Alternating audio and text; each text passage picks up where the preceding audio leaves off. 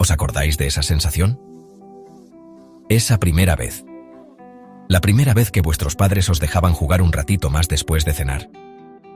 La primera vez que un amigo os invitaba a su casa y tenía esa consola nueva que todos queríais. Para mí, y seguro que para muchos de vosotros, es un recuerdo que está grabado a fuego. Esa mezcla de emoción, de descubrimiento, de entrar en un mundo completamente nuevo que estaba contenido en una caja de plástico conectada a la tele del salón.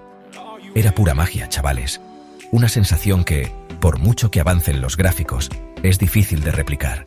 Era el inicio de una pasión que nos ha acompañado toda la vida. No importaba si el juego era de pasar una bolita de un lado a otro, o de saltar sobre barriles para rescatar a una princesa.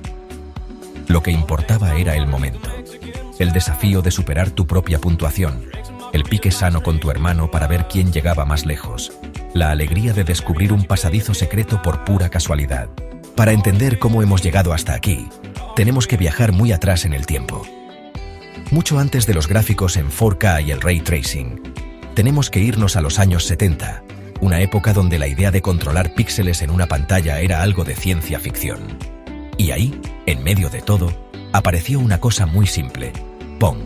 2 barritas, una pelotita cuadrada y un sonido que era casi hipnótico. Puede que hoy nos parezca una tontería, algo increíblemente básico, pero en su momento fue una auténtica revolución. Fue la primera vez que el entretenimiento electrónico salía de los laboratorios y llegaba a los bares y salones recreativos. Fue el Big Bang, el punto de partida de absolutamente todo. Poco después, la cosa se puso más seria. El espacio exterior se convirtió en el campo de batalla, y los enemigos ya no eran una simple barrita. En 1978, desde Japón, llegó Space Invaders. ¡Qué locura fue aquello! Filas de marcianitos pixelados que bajaban sin piedad, cada vez más rápido, con ese sonido rítmico que se te metía en la cabeza y te aceleraba el pulso. Fue un fenómeno mundial. Si los años 70 fueron el nacimiento, los 80 fueron la adolescencia rebelde y ruidosa de los videojuegos y su templo era el salón recreativo. Las arcades, chavales. Esos lugares mágicos, oscuros, llenos de luces de neón y con una banda sonora increíble compuesta por una mezcla de 1000 juegos sonando a la vez. Eran nuestros centros sociales. Quedabas con los colegas no para ir al parque, sino para ir a los recreativos a echar unas partidas y a ver quién conseguía la puntuación más alta. Era el lugar donde se forjaban las leyendas del barrio. Siempre había alguien que era una máquina en el Street Fighter de Undo o que se pasaba el Metal Slug con una sola moneda. Las propias máquinas eran obras de arte. No eran solo una pantalla y unos botones. Cada una tenía su propio diseño, su propio mueble decorado con ilustraciones espectaculares que te prometían aventuras épicas. Recuerdo las de los juegos de carreras, con su volante y sus pedales, o las de los juegos de disparos, con pistolas de plástico que vibraban cada vez que apretabas el gatillo. La inmersión era total. Aunque las recreativas eran el sueño, la verdadera democratización del videojuego llegó cuando esas experiencias empezaron a poder vivirse en casa. La idea de tener tu propia máquina, disponible 24/7, sin necesidad de gastar monedas, fue una auténtica revolución. Y aquí tenemos que hablar de 2 nombres que lo cambiaron todo: Nintendo y Sega. Primero llegó la NES, la Nintendo Entertainment System. Esa caja gris con su mando rectangular se convirtió en el objeto de deseo de toda una generación. Trajo consigo a Super Mario Bros., un juego que no solo era divertido, sino que era un prodigio de diseño. Cada nivel era una lección de cómo enseñar a jugar sin decir una sola palabra. Pero no estaba sola. Pronto le salió un competidor muy potente, con una actitud mucho más macarra y juvenil: Sega. Su Master System primero, y sobre todo la Mega Drive, o Genesis en América, plantaron cara a Nintendo con una campaña de marketing muy agresiva: Sega does what Nintendo. Y así nació la primera gran guerra de consolas. ¿Eras de Mario o eras de Sonic? ¿Eras de Nintendo o eras de Sega? No había término medio. Detrás de cada gran juego, siempre hay historias increíbles, secretos y leyendas urbanas que se extendían como la pólvora en el patio del colegio. ¿Quién no ha escuchado alguna vez un truco falso que un amigo juraba que funcionaba? Antes de Internet, estos mitos eran parte de la magia.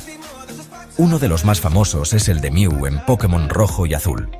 Se decía que se podía encontrar debajo de un camión cerca del SS Anne. Era mentira, claro, pero todos lo intentamos. Lo curioso es que Mew sí que estaba en el juego, pero fue introducido en el último momento por un programador sin que sus jefes lo supieran, como una broma. Otro dato de locos tiene que ver con Street Fighter II. El famoso movimiento del Hadouken de Ryu y Ken nació por un error de programación. En un juego anterior, un bug hacía que un personaje lanzara un proyectil.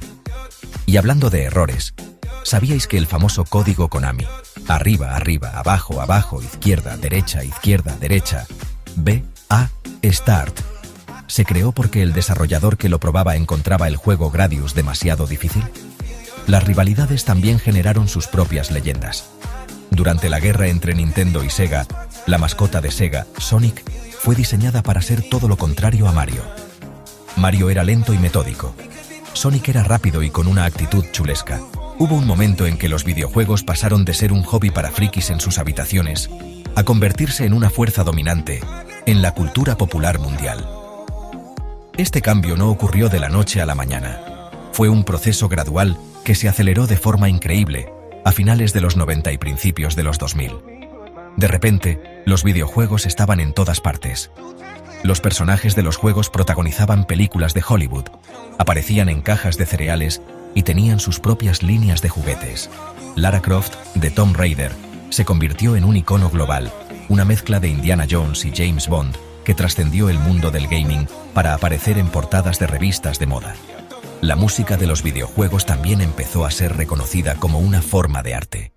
Bandas sonoras como las de la saga Final Fantasy, compuestas por Nobuo Uematsu, eran tan épicas que se empezaron a celebrar conciertos sinfónicos en todo el mundo para interpretarlas. Este boom cultural vino acompañado de un crecimiento económico brutal. La industria del videojuego empezó a generar más dinero que la del cine y la música juntas. Dejó de ser un mercado de nicho para convertirse en un pilar del entretenimiento global.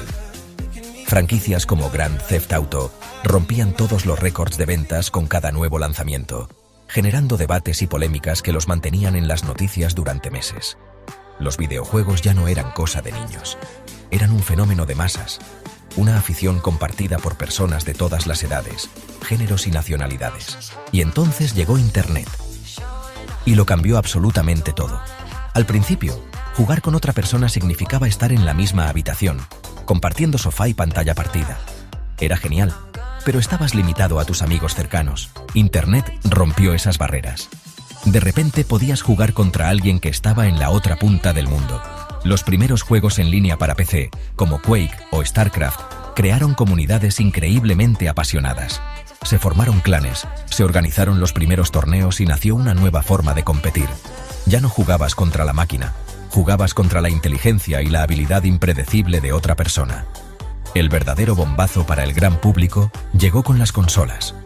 Servicios como Xbox Live transformaron la experiencia de jugar desde el salón. Ponerte unos cascos con micrófono y poder hablar con tus compañeros de equipo mientras jugabas a Halo fue una revolución. Esta conectividad dio lugar al nacimiento de los mundos multijugador masivos en línea, los MMORPG. Juegos como World of Warcraft crearon universos persistentes donde miles de jugadores convivían, cooperaban y competían. Lo que empezó como piques entre amigos en los salones recreativos o torneos online entre clanes, ha evolucionado hasta convertirse en uno de los espectáculos más grandes del planeta, los esports, los deportes electrónicos. La idea de que jugar a videojuegos pueda ser una profesión, que los mejores jugadores puedan ser considerados atletas de élite, parecía una locura hace unos años. Hoy, es una realidad que llena estadios y mueve millones de dólares. Ver a equipos profesionales de League of Legends, Counter-Strike o Valorant competir en una final mundial es una experiencia alucinante. La producción, la puesta en escena, la pasión de los fans, no tiene nada que envidiar a una final de la Champions League. Los jugadores de esports son auténticas estrellas. Entrenan durante horas cada día, analizan estrategias, cuidan su estado físico y mental y tienen una presión brutal sobre sus hombros. El impacto de los esports se ve también en las plataformas de streaming como Twitch. Aquí es donde la comunidad se reúne a diario, no solo para ver los grandes torneos, sino para seguir a sus jugadores y streamers favoritos. Y esto es solo el principio. Los esports están siendo considerados para ser incluidos en los Juegos Olímpicos. Las marcas más grandes del mundo, que antes solo patrocinaban deportes tradicionales, ahora invierten millones en equipos y torneos de videojuegos. Si miramos hacia atrás, el viaje ha sido absolutamente increíble. De 2 barritas y un punto a mundos virtuales compartidos por millones de personas. Pero lo más emocionante es pensar en lo que está por venir. El futuro de los videojuegos ya no pasa solo por mejores gráficos o procesadores más potentes. Pasa por la conexión humana. Los videojuegos se han consolidado como la red social más potente y participativa que existe. Son espacios donde la gente no solo consume contenido, sino que lo crea, colabora, compite y sobre todo, socializa. Son las nuevas plazas del pueblo, los nuevos parques donde quedar con los amigos, sin importar en qué parte del planeta vivan. La tecnología como la realidad virtual y la realidad aumentada promete llevarnos a niveles de inmersión que ahora mismo solo podemos imaginar. Imaginaos no solo controlar a un personaje con un mando, sino ser ese personaje. El concepto del metaverso, aunque todavía está en pañales, apunta hacia esa dirección. Universos digitales persistentes donde jugar será solo una de las muchas cosas que podremos hacer. Podremos asistir a conciertos, a clases, a reuniones de trabajo, todo dentro de un entorno virtual compartido. Además, el videojuego está demostrando tener un impacto positivo en muchos otros campos. Se utilizan en la educación para hacer el aprendizaje más interactivo y divertido. Se usan en medicina para terapias de rehabilitación o para entrenar a cirujanos. Al final, de eso va todo esto. Los videojuegos nos conectan. Nos conectan con amigos que están lejos, con gente nueva que comparte nuestra misma pasión, y en cierto modo, nos conectan con nosotros mismos, con nuestra capacidad de superación, de resolver puzzles, de trabajar en equipo. Son un lenguaje universal que no entiende de fronteras, idiomas o culturas. Da igual de dónde seas, la emoción de ganar una partida en el último segundo es la misma en todas partes. El futuro es brillante, social y sin límites, y nosotros, los que empezamos con un mando en la mano hace años, somos unos afortunados por poder vivirlo y ser parte de ello. La partida, amigos, no ha hecho más que empezar.